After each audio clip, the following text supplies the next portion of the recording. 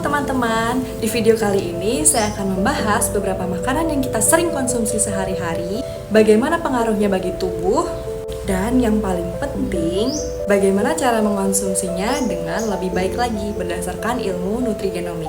Karena kita seringkali tahu makanannya sehat atau tidak, tapi kita tidak tahu cara mengkonsumsinya benar atau tidak. Pernah nggak sih kalian merasa makan sehat tapi tetap capek, gampang lapar, atau mood gampang naik turun? Dan nggak sedikit dari kita yang banyak mengalami hal itu. Ternyata bukan cuma apa yang kita makan, tapi juga bagaimana kita makan yang mempengaruhi tubuh dan bahkan gen-gen kita. Kalau kita makan dengan cara yang tepat, tubuh bisa bekerja lebih optimal. Kalau salah, gen bisa bingung dan metabolisme nggak maksimal.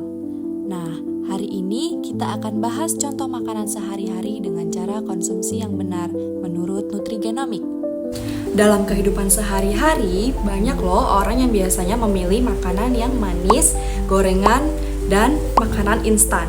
Karena nggak sedikit orang berpikir bahwa makanan-makanan tersebut harganya murah, praktis, dan makanannya rasanya enak.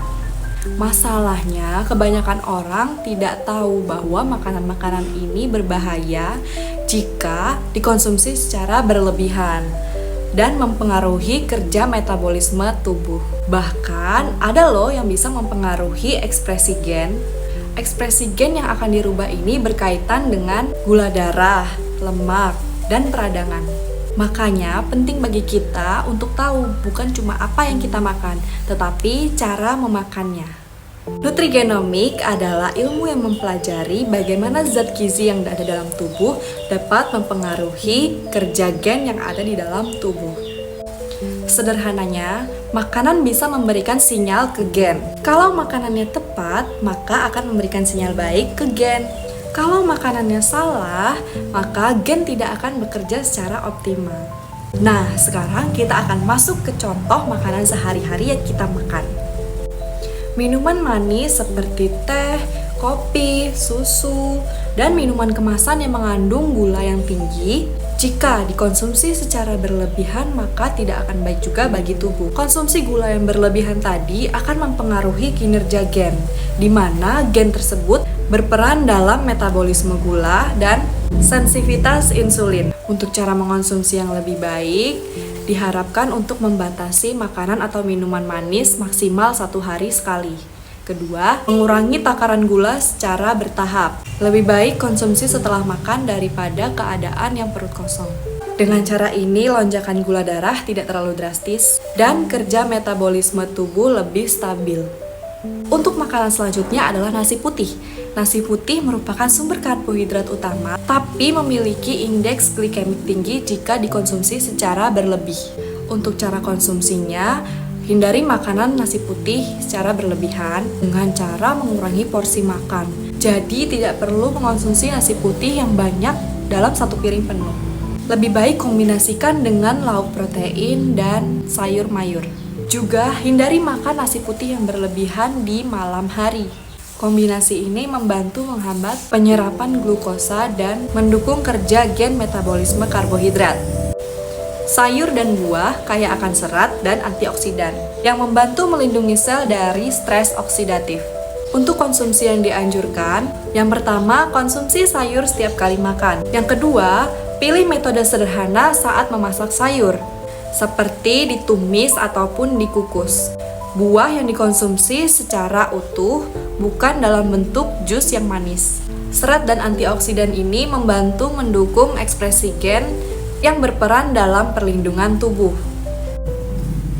Ikan mengandung lemak sehat seperti omega 3, sedangkan gorengan mengandung lemak jenuh dan lemak trans. Untuk cara mengkonsumsi yang lebih baik, yang pertama, konsumsi ikan 2-3 kali dalam seminggu. Pilih metode masak dengan cara dikukus ataupun dipanggang. Hindari penggorengan ataupun menggunakan minyak. Yang ketiga, makan gorengan boleh, tetapi dibatasi. Jangan jadikan gorengan sebagai lauk utama dalam makanan sehari-hari, apalagi setiap hari. Lemak sehat yang kita konsumsi ini akan membantu mengatur gen yang berhubungan dengan peradangan. Sedangkan lemak yang tidak sehat akan memicu stres metabolik. Nah, dari contoh yang tadi kita bisa lihat kan bahwa makanan sehari-hari sebenarnya tidak perlu kita hindari sepenuhnya. Yang terpenting adalah cara mengonsumsinya. Dengan porsi yang tepat, waktu yang tepat, dan konsumsi yang secara seimbang, maka tubuh akan dapat bekerja dengan optimal dan gen-gen yang ada dalam tubuh tentunya berfungsi dengan baik. Jadi, mulai sekarang kita tidak hanya memperhatikan apa yang kita makan, tetapi kita juga perlu memperhatikan bagaimana cara kita mengonsumsinya. Demikian pembahasan yang dapat saya sampaikan. Terima kasih sudah menyimak video saya sampai akhir. Jika ada pertanyaan, dapat dituliskan di kolom komentar. Terima kasih, sampai jumpa. Dalam beberapa jurnal yang saya temukan dijelaskan bahwa pola makan, khususnya konsumsi gula yang berlebihan, merupakan salah satu faktor risiko yang berperan dalam terjadinya perubahan ekspresi gen. Jurnal pertama menjelaskan bahwa pola makan tidak seimbang termasuk konsumsi gula yang tinggi berkaitan dengan meningkatnya resiko diabetes mellitus tipe 2. Jurnal ini menjelaskan bahwa paparan gula berlebih secara terus-menerus dapat mempengaruhi regulasi metabolisme glukosa. Jurnal kedua menjelaskan bahwa konsumsi diet tinggi gula dapat mempengaruhi metabolisme dan regulasi energi tubuh. Disebutkan bahwa asupan gula berlebih berhubungan dengan gangguan metabolisme dan dapat memicu perubahan respon biologis tubuh.